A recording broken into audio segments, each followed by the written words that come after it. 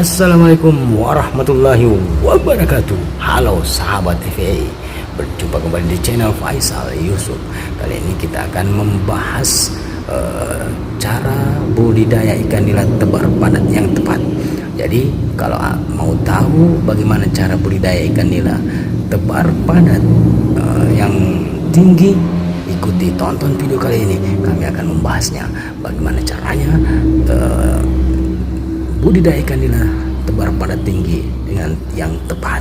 Oke sahabat TP, langsung saja kita ke videonya. Check it out.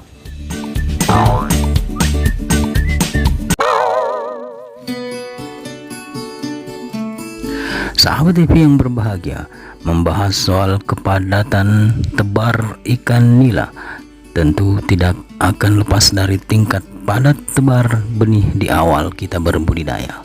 Bagi para pembudidaya pemula, mungkin informasi mengenai jumlah padat tebar yang ideal terlihat simpang siur karena banyaknya sumber yang kita dengar.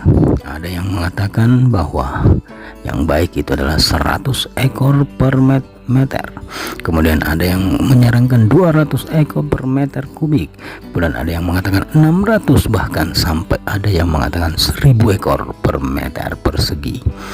Beragamnya angka tersebut dikarenakan praktek mereka masing-masing para pembudidaya berbeda-beda tergantung kebiasaan dan pengalamannya sahabat TVA. Maka sahabat TPI, dalam pembahasan kita kali ini kami akan berbagi pengalaman kunci sukses berbudidaya ikan nila tebar padat yang kami jalankan.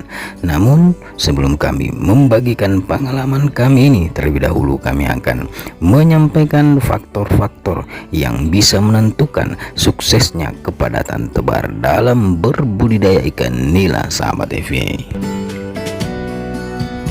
Faktor yang menentukan kesuksesan kepadatan ikan dalam berbudidaya ikan itu adalah yang pertama, kandungan oksigen sahabat TV. Sebagaimana manusia, ikan pun perlu cukup oksigen.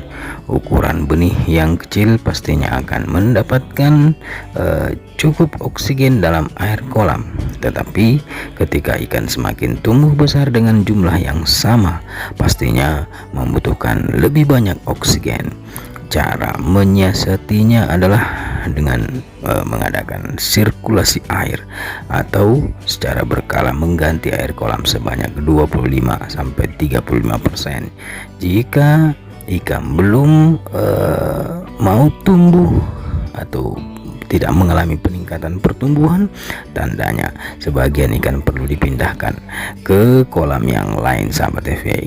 Kemudian faktor yang lain adalah faktor lingkungan atau faktor cuaca. Tidak jarang ketika cuaca tidak mendukung seperti musim kemarau atau musim hujan yang ekstrim, pembudidaya akan mengurangi padat tebar demi mencegah gagal panen sahabat TVA.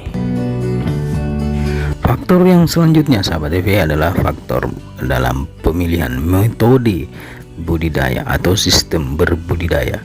Metode berbudidaya juga banyak mempengaruhi kepadatan jumlah padat yang tepat bagi ikan atau berbudidaya ikan.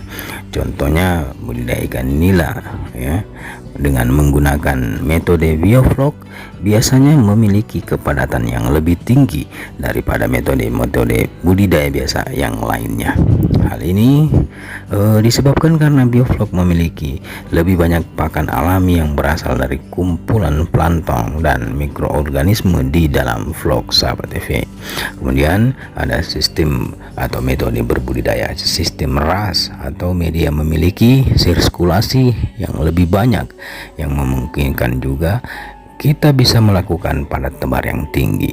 Biasanya sirkulasi ini erat kaitannya dengan ketersediaan oksigen, seperti yang telah kami sebutkan dalam poin atau pembahasan yang di atas tadi, bahwa dengan sirkulasi oksigen terlarut bertambah sehingga kepadatan ikan dapat kita tingkatkan. Lalu faktor yang lain dalam menentukan suksesnya kita dalam berbudidaya ikan nila tebar padat itu adalah faktor pertumbuhan ikan sahabat TV. Semakin banyak jumlah ikan atau jumlah ikan yang terlalu padat tentunya akan mempengaruhi pertumbuhan ikan. Semakin banyak ikan, maka kompetisi untuk mendapatkan makanan juga semakin tinggi. Jika jumlah pakannya tidak disesuaikan, maka ikan bisa jadi tidak mendapat asupan nutrisi yang cukup sehingga pertumbuhannya terhambat. Kalau sudah terhambat makannya, bisa saja berujung-ujung penyakit dan berujung-ujung lagi kematian, sahabat TV. Karena kenapa?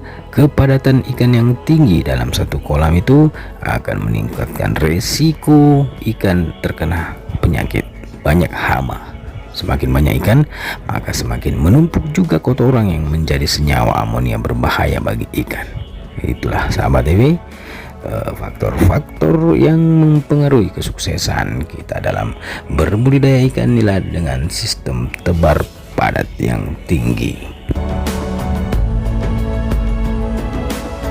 Setelah kita mengetahui faktor-faktor penentu kepadatan ikan yang baik, sahabat TV, maka dari sanalah kami membuat sebuah atau suatu percobaan atau suatu eksperimen, sebuah kunci sukses pada tebar ikan nila yang selama ini kami jalani dan mungkin juga cocok untuk pembudidaya pemula atau yang saat ini tertarik ingin mulai berbudidaya ikan nila, sahabat TV. Kunci sukses pada tebar ikan nila yang kami jalankan selama ini, yaitu yang pertama, di awal-awal kami berbudidaya kami tidak membuat kolam yang terlalu besar terlebih dahulu.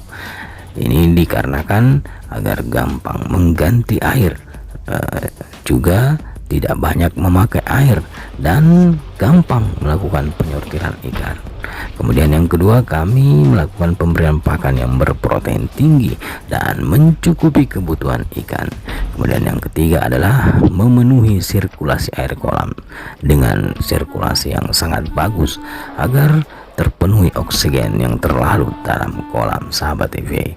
Kalau ingin irit pakai mesin aerator, bisa juga dengan cara hidupkan aerator 1 jam di pagi hari, lalu matikan, dan di sore hari kita nyalakan kembali selama 1 jam, lalu kita matikan, sahabat TV.